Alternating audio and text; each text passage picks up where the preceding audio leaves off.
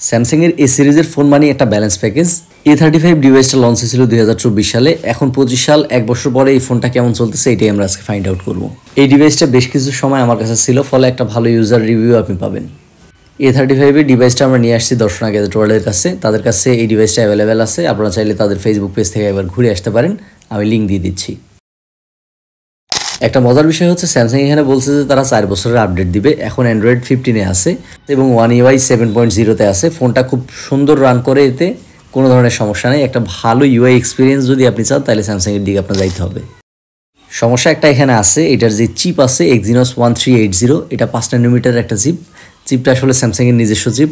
এইটা আসলে অত পাওয়ারফুল না। আপনি দেখেন যদি এই বাজেটে আপনি অন্য ডিভাইসগুলো দেখেন, এর থেকে পাওয়ারফুল চিপের অপশন আপনি পাবেন। তো 4 বছরের আপডেট তো আমি পাবো, কিন্তু 4 বছর পরে এই ডিভাইসটা তখনকার অ্যাপগুলো কতটা ভালোভাবে ম্যানেজ করতে পারবে, আমি গেমিং করতে পারবো কিনা, এইটা নিয়ে একটা সংশয় থেকে যায়। আর গেমিংয়ের বিষয় হচ্ছে এই ডিভাইসটা থেকে বা Exynos 1380 থেকে আপনার খুব বেশি প্রত্যাশা করার প্রয়োজন নাই। যদি গেমিংয়ের বিষয়টা আপনার মাথায় অনেক বেশি থাকে তাহলে আপনার অন্য ডিভাইসে যাওয়া উচিত। A35 এর ডিসপ্লেটা কিন্তু ভালো। ডিসপ্লেটা 6.6 ইঞ্চির একটা অ্যামোলেড ডিসপ্লে, ফুল এইচডি রেজলিউশনের। এটা একটা 5 হোল ডিসপ্লে, 1000 নিটস ব্রাইটনেস আছে, 120 হার্জের রিফ্রেশ রেট আছে। এইটা ঠিক আছে, তবে এইটার যে বেজেলগুলো আছে সাইডের দিকে, এইটা আপনার জন্য বিরক্তিকর হতে পারে। এইটা যদি আরেকটু কমানো যেত, একটু পাতলা বা চিকুন করা যেত, আরও সুন্দর লাগতো। তবে আরেকটা বিষয় হচ্ছে, যেহেতু এটা যে বাজেটে আসতেছে লোয়ার মিড রেঞ্জ বা মিড রেঞ্জে, তো এই বাজেটে তারা ইচ্ছাকৃতভাবেই কিছু ডাউনগ্রেড রাখে। ফোনটা যখন আমি ব্যবহার করতেছিলাম, আমার হাতে ছিল, আমার কাছে বেশ ভারী মনে হয়েছে। 209 গ্রাম মতন এটার ওজন আসে। আপনি কাভার ব্যবহার করলে আরেকটু ওজন বাড়বে। আর একটা বিষয় হচ্ছে, এটার ফ্রেমটা কিন্তু প্লাস্টিকের ফ্রেম। দেখলে মনে হতে পারে যে এটা মেটাল ফ্রেম হতে পারে, বাট এটা একটা প্লাস্টিক ফ্রেমের ফোন। এইটার যে পেছনে ব্যাকশেলটা আছে এইটা গ্লাসের। আমি দেখলাম অনেকে নেটওয়ার্ক নিয়ে অভিযোগ করতেছে যে স্যামসাংয়ের এই ডিভাইসটাতে নেটওয়ার্কের সমস্যা আছে। আমি পার্সোনালি ব্যবহারের সময় কোনো ধরনের ইস্যু পাইনি। আমি ওয়াইফাই স্পিড চেক করছি এবং নর্মাল মোবাইল ডাটা বলেন বা কল কোয়ালিটি আমার কাছে মনে হয়েছে যে ওকে, এখানে কোনো ইস্যু নাই। তবে এখানে আবার Exynosটা আনতে হচ্ছে। আমি হিটিংয়ের সমস্যা পাইছি, বিশেষ করে চার্জে যখন লাগাইছি। আমি একবার 25% ছিল, তখন আমি চার্জে বসাইছি, 75-80% মতো চার্জ হয়েছে। ওই সময়টাতে দেখলাম ফোন ভালো পরিমাণে হিট করছে। আর যদি আপনি হেভি কাজ করেন, লাইক গেমিং টেমিং করেন, তাইলে আবার এই ফোনটা হিট করবে। তো এই বিষয়টা আপনার বিবেচনায় রাখতে হবে যে এই ডিভাইসটা হিটিংয়ের সমস্যা আছে। আমার হাতের এই ডিভাইসটা 256 জিবি স্টোরেজের। এটার 128 জিবি ভার্সনও আছে, 8 জিবি র্যামের সাথে আপনি পাবেন। এটার ফিঙ্গারপ্রিন্ট সেন্সরটা নিয়ে আমার কথা বলতেই হয়। এখানে আসলে স্যামসাং এইটা আমার মনে হয় না দিলেই পারতো। যদি তোমার দিতেই হবে একটু ভালো দাও, মানে এইটা একেবারে স্লো মনে হয়েছে আমার। ফিঙ্গারপ্রিন্ট সেন্সর আর একটু ফাস্ট আমাদের প্রয়োজন। মাঝে মধ্যে হাত দিলে মনে হয় যে 1-1.5 সেকেন্ড লাগাই দেয়, যেটা মোটেও কাম্য না। তা আমার মনে হয় এইটা না দিয়ে যদি সাইড মাউন্টেড দিত এবং এটা ফাস্ট হইতো তাহলে বেশি ভালো হইতো। ক্যামেরা সেক্টরে ফোনটা আপনার হতাশ করবে না যদি আপনি বাজেট হিসাবে কথা বলেন। এখানে মেইন ক্যামেরাটা 50 মেগাপিক্সেলের দিছে। এটাই হচ্ছে যত শক্তির উৎস। এটা হচ্ছে 4K 30-তে রেকর্ড করতে পারে। সিনেম্যাটিক মুড বা পোর্ট্রেট ভিডিও মুড এই ডিভাইসটাতে নাই, শুধু নর্মাল ভিডিও হবে। পেছনের ক্যামেরায় OIS আছে, অপটিক্যাল ইমেজ স্টেবিলাইজেশন সিস্টেম, ফলে এখানে একটা স্টেবল ভিডিও আপনি পাবেন। আমার কাছে ডিটেইল ভালো মনে হয়েছে। ভিডিওর যে রেজুলেশন আছে, রেজুলেশন যথেষ্ট ভালো। এছাড়া আপনি 1080p রেজুলেশনে আপনি 30 ফ্রেম বা 60 ফ্রেম ভিডিওটা করতে পারবেন। আরেকটা মুড আছে আলট্রা স্টেডি বা সুপার স্টেডি মুড। এটা যদি আপনার স্টেবল ভিডিও লাগে, অনেক বেশি স্টেবল ভিডিও, এটাও করতে সক্ষম। তবে এখানে 1080p রেজুলেশনে 60 ফ্রেম না, এটা 30 ফ্রেমে করতে পারে, শুধু একটা রেজুলেশনই। ফোনটাতে একটা 8 মেগাপিক্সেলের আলট্রা ওয়াইড আর একটা 5 মেগার ম্যাক্রো ক্যামেরাও আছে। এগুলো খুব বেশি কাজের না। আমি আলট্রা ওয়াইডের কয়েকটা আপনার শর্ট দেখাই দিব, বাট ম্যাক্রোটা আমার মনে হয় যে একেবারে একটা ফাউল ক্যামেরা। 5 মেগা সেন্সর আসলে এই যুগে এসে চলে না।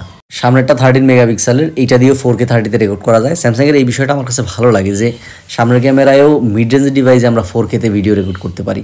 তো সামনের ক্যামেরাটা আমার কাছে ঠিকঠাক মনে হয়েছে, কিন্তু সামনের ক্যামেরার দোষ আমি যেটা পাইছি সেটা হচ্ছে যে এইখানে খুব বেশি এরিয়া নিতে পারে না, মানে জুম করে ভিডিও নেয়। ভিডিও এবং ফটো কিছু স্যাম্পল দেখলে আপনি বিষয়টা বুঝতে পারবেন। এই ডিভাইসটা আর্টিফিশিয়াল লাইটেও ভালো ভিডিও দিতে পারে, 4K 30-তে সামনে রেকর্ড করতে পারে, যেটা খুবই চমৎকার ব্যাপার। কিন্তু সমস্যা একটা আমি সামনে পাইছি, সেটা হচ্ছে খুব বেশি আসলে এরিয়া নিতে পারে না। এখন কিন্তু আমি পুরো হাত আসলে বাড়াই দিছি, তো এই অবস্থায় আসলে অত বেশি এরিয়া নিতে পারতেছে না। আরেকটু যদি এরিয়া বেশি নিত তাহলে আমার মনে হয় যে সামনের ক্যামেরায় আরও ভালোভাবে ব্যবহার করা যেত। তবে এখানে আসলে 4K দিয়ে দিছে, এটা ভালো ব্যাপার।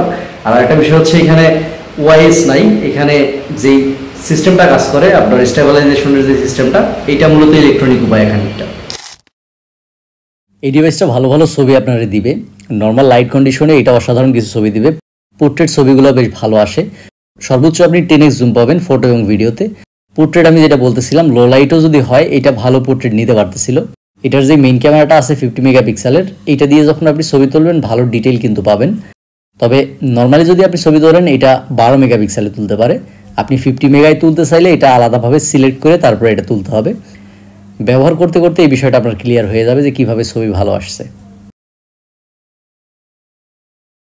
নর্মালি আমরা যদি দেখি যে এই ফোনটাতে আরও বেশ কিছু ভালো দিকও আমরা পাচ্ছি, যেমন আইপি রেটিংটা আছে, IP67 দেয়া আছে, এটা ভালো দিকই আমি বলবো। স্টেরিও স্পিকার আছে, স্টেরিও সাউন্ডও দিতে পারে এবং এটা বেশ লাউড ছিল, ভালো ছিল। এটার যে সিম কার্ড স্লটটা আছে এখানে 2টা সিম আপনি ফিজিক্যালি দিতে পারবেন। তো যারা আসলে ই সিমটা পছন্দ করে না বা ই সিম সব জায়গায় আসলে ব্যবহারে মজা পায় না বা মনে করে ফিজিক্যাল সিমই ভালো, তাদের জন্য এটা বেস্ট অপশন। আচ্ছা, ভালো দিকে আমি বলবো যে এটার 4 বছরের আপডেট, এইটা এই ডিভাইসটার জন্য আমার মতে নাম্বার 1 পজিটিভ দিক বা সবচেয়ে ভালো দিক যে আপনি 4 বছরের একটা আপডেট পাচ্ছেন এইরকম একটা বাজেটের ফোনে, যেটা এখন মার্কেটে 30,000 টাকার অ্যারাউন্ডে পাওয়া যায়। 4 বছরের সফটওয়্যার আপডেটের সাথে সাথে 5 বছরের সিকিউরিটি আপডেট পাবেন, যেটা আসলে আমরা এর আগে কল্পনা করিনি। ক্যামেরাও আমি বলবো ভালো, একটা ডিসেন্ট ক্যামেরা পারফরমেন্স আপনি এখান থেকে পাবেন। গ্লাস ব্যাক আছে, এটা ডিসপ্লেটাও বেশ ভালো। বেজেলগুলো নিয়ে একটু আমার অভিযোগ আছে, বাট ডিসপ্লেটার রেজুলেশন ভালো। এটা রিফ্রেশ রেটটাও আপনি চাইলে কন্ট্রোল করতে পারেন। ব্যাটারিটা নিয়ে আমরা কথা বলি নাই, তবে ব্যাটারিটাও আমি ভালো বলবো। আমি দেখলাম বেশ কিছু মানুষ আছে যারা ব্যবহার করতেছে, তারা অভিযোগ করতেছিল যে এটার ব্যাকআপ কম। আমি বলবো এখানে একটা এক্সিনোসের চিপ না হয়ে একটা স্ন্যাপড্রাগন চিপ হলে হয়তো বা আরও 1-1.5 ঘন্টা ব্যাকআপ বাড়তো। এটার আন্ডার ডিসপ্লে ফিঙ্গারপ্রিন্টটা আমি পজিটিভ দিকে রাখতেছি। আমি প্রথমে সমালোচনা করলাম পজিটিভ দিকে এই কারণে রাখতেছি যে এটা আন্ডার ডিসপ্লে ফিঙ্গারপ্রিন্ট এই কারণে, বাট এইটা আসলে স্লো যদি আপনি চিন্তা করেন তাইলে আবার এটার খারাপ দিকে আপনি নিতে হবে। তবে যেহেতু প্রযুক্তি দিছে, সাপোর্ট করাই দিছে, তাই আমি এটার পজিটিভে রাখতেছি। ব্যাড সাইডের ভিতরে আমার প্রথমে বলতে হবে যে এটার ফ্রেম, ভাই এইটা আসলে যদি অ্যালুমিনিয়াম হইতো তাইলে অনেক ভালো হইতো। প্লাস্টিক ফ্রেমের ফোনগুলো আসলে ঠান্ডা হইতে একটু সময় বেশি লাগে আমার কাছে মনে হয়। ফোনটা মাত্র 25 ওয়াটের ফাস্ট চার্জিং সাপোর্ট করে এবং কোম্পানি এখানে কোনো চার্জার দেয় না। ফোনটার প্রসেসরটাও দুর্বল, 1380। এইটা আসলে এই বাজেট হিসাবে আমার মনে হয় মানানসই না। স্যামসাং এর আগে এই চিপটা ব্যবহার করছে, মূলত তারা তাদের ডিভাইসগুলোতে এই চিপগুলোর ব্যবহার করে। এগুলো আসলে তারা উন্নতির চেষ্টা করতেছে। এর আগে আপনারা দেখছেন যে তাদের যে ফ্ল্যাগশিপ ডিভাইস ছিল এস সিরিজের S21 আলট্রা, সেখানে 2100, S22 আলট্রাতে আমরা দেখছি যে 2200 এই চিপগুলো তারা দিছে এবং এগুলো তারা দেয় তাদের মার্কেটিংয়ের জন্য। তবে আমি একজন ব্যবহারকারী হিসেবে বলবো স্ন্যাপড্রাগন বা ডায়মন্ডসিটি, আমি মিডিয়াটেকের কথাই বলতেছি, মিডিয়াটেক বা স্ন্যাপড্রাগন তুলনামূলক বেটার। তো এই ভালো এবং খারাপ দিক নিয়েই স্যামসাং গ্যালাক্সি A35 5G আপনি যদি নিতে চান তাইলে আমার মনে হয় দেখে শুনে নেওয়া ভালো। ডিভাইসটা যে খুব আহামরি পারফরমেন্স দিবে এমন না, তবে আপনার যদি খুব চাপের কাজ না থাকে, আপনি একটা ক্লিন ইউআই এক্সপিরিয়েন্স চান, দেন এই ডিভাইসটা আপনার জন্য একটা ভালো অপশন হতে পারে। প্রো লেভেলের গেমিংয়ের জন্য এই ডিভাইসটা তৈরি হয় নাই। তো আমি ভালো মন্দ দিক, আমার ইউজার এক্সপিরিয়েন্স এই ফোনটার সাথে যেরকম ছিল আমি চেষ্টা করছি সেভাবে আপনার সামনে এক্সপ্লেন করার। আশা করি এর মাধ্যমে একটা ভালো ধারণা আপনাকে দিতে পেরেছি। দেখা হবে অন্য কোনো ভিডিওতে, আমাদের সাথেই থাকবেন। আসসালামু আলাইকুম।